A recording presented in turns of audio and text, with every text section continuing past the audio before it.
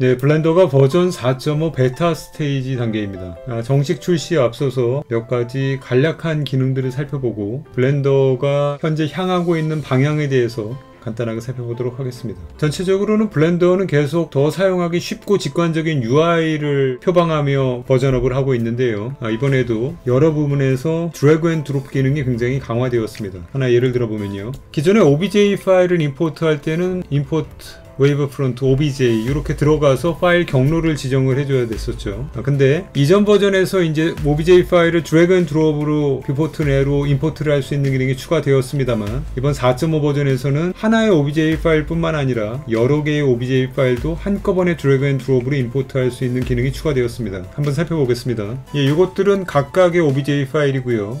이렇게 드래그 앤 드롭으로 OBJ 파일을 임포트할 수가 있습니다. 이것은 이전 버전에서도 됐던 것이죠. 그런데 이번엔 4.5 버전부터는 이렇게 3개의 파일을 한꺼번에 선택한 다음에 드래그 앤 드롭을 해도 이렇게 한 번에 3개의 파일들이 뷰포트 내로 바로 임포트가 됩니다. 여러 개의 프롭들을 임포트하기가 굉장히 편리해진 것이죠. 그리고 이 드래그 앤 드롭 기능은 뷰포트 내로 드래그 앤 드롭 하는 것도 가능하지만 바로 지오메트리 노드 에디터로도 OBJ 파일을 한꺼번에 선택해서 드래그 앤 드롭을 할 수 있게 되었습니다. 자, 이것은 이제 기존 블렌더의 모든 UI가 이제 지오메트리 노드화 되는 것의 일환으로 볼 수 있겠고요. 그러니까 블렌더에서 파일 임포트로 불러올 수 있던 것들을 이제는 지오메트리 노드에서도 임포트 메뉴를 통해서 이렇게 불러 들어올 수가 있게 되었습니다. 물론 드래그 앤 드롭이 더 직관적이겠죠. 이 임포트된 OBJ 파일을 확인하는 것은 그냥 노드를 연결시켜주면 바로 확인이 되겠습니다. 자, 한 가지 의아한 점은 노드를 통해서 임포트 되었을 때는 이렇게 약간의 정렬이 아직은 안 맞고 있습니다만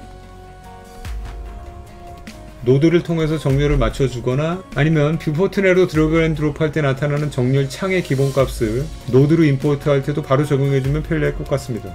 그러니까 뷰포트 내로 드래그 앤 드롭 할 때는 이렇게 임포트 하면서 축을 정렬할 수 있는 옵션이 나타나는데 지오메트리 노드로 드래그 앤 드롭 할 때는 그 정렬할 수 있는 창이 나타나지 않기 때문에 생기는 문제점으로 보입니다. 하지만 사용 직관성을 굉장히 높이는 드래그 앤 드롭을 강화하는 방향으로 발전한 버전이기 때문에 굉장히 환영할 만한 변화라고 생각을 합니다. 자, 또 한 가지 변화는 요 기본 UI를 이제 커스터마이징 할 수 있게 되었다는 것인데요. 무슨 말이냐면 보통 지금까지는 블렌더 상에 불필요하게 많은 탭들을 따로 커스터마이징 하기가 손쉽지 않았다라는 문제점이 있었는데요. 4.5 버전부터는 요 우측 상단에 풀다운 탭을 통해서 본인이 즐겨 활용하는 탭들만 추가적으로 나타나기도 할 수 있고 사라지기도 할 수 있는, 아마도 처음 사용하시는 분들도 요 기능에 대한 안내를 잘 받게 되신다면 불필요하게 많은 것을 지켜보아야 했던 혼란스러움을 줄이실 수 있을 것 같습니다.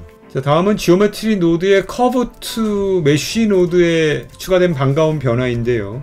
그동안 지오메트리 노드에서 하나의 커브를 메쉬로 변환시키기 위해선 커브 투 메쉬 노드를 추가했어야 했었죠. 이 커브 투 메쉬 노드를 통해서 이 경로를 활용해서 하나의 단면을 지정해 주게 되면 이 단면이 경로를 타고 올라가는 메쉬를 만들 수 있었습니다.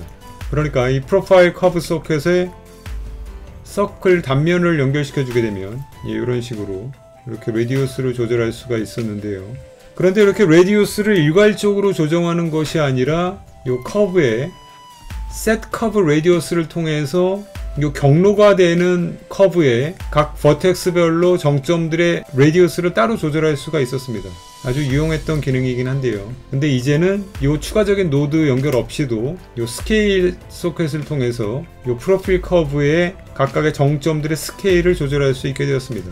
이렇게 보시면 그냥 스케일을 조절하는 것과 레디우스를 조절하는 것의 차이가 뭐냐고 물으실 수 있겠습니다만, 이 스케일 소켓은 다이아몬드 소켓, 즉 필드이기 때문에 하나의 값이 아니라 서로 다른 값을 지정해 줄 수 있다는 점이 되겠죠. 무슨 말이냐면 커브 중에 스플라인 파라미터라는 노드는 경로가 되는 커브의 시작점을 0, 끝점을 1로 해서 중간값을 매핑시켜 줄 수 있는 노드인데요. 이것을 연결해 주게 되면 시작점의 스케일은 0, 시작점 버텍스의 레디우스가 0, 끝점 버텍스의 레디우스가 1이 되기 때문에 이런 식의 표현이 가능하게 됩니다. 이것을 조금 더 적극적으로 활용해 보게 되면 커브 개수를 늘려주고 중간에 플로트 커브를 활용해서 추가적으로 다양한 형태로 커브를 활용한 메쉬를 만들 수 있는 장점이 되겠습니다. 자, 사실은 이것은 이전에도 충분히 가능했던 기능이긴 한데요. 이전에는 이런 식으로 됐었습니다. 그러니까 이전에는 이것이 없었거든요. 이 스케일 소켓이 없었기 때문에 따로 두께를 조절할 수가 없죠. 그래서 이전에는 커브에 set curve radius 노드를 연결해서 이것으로 수치를 바꿔줬었는데 지금 좀 의아한 것은 여기서 라디우스를 바꿔줘도 아무런 변화가 일어나질 않죠. 블렌더 4.5 이전 버전에서는 이 라디우스를 바꿔주면 크기 변화가 일어났는데 4.5 버전에서는 안타깝게도 이것을 바로 지원을 해주고 있진 않습니다. 그렇다고 set curve radius를 활용하지 못하는 것은 아닌데요. set curve radius를 활용하는 이전 방식에 익숙하신 분들도 있을 테니까 한번 그 이전 방식으로 가능하도록만 세팅을 해보도록 하겠습니다.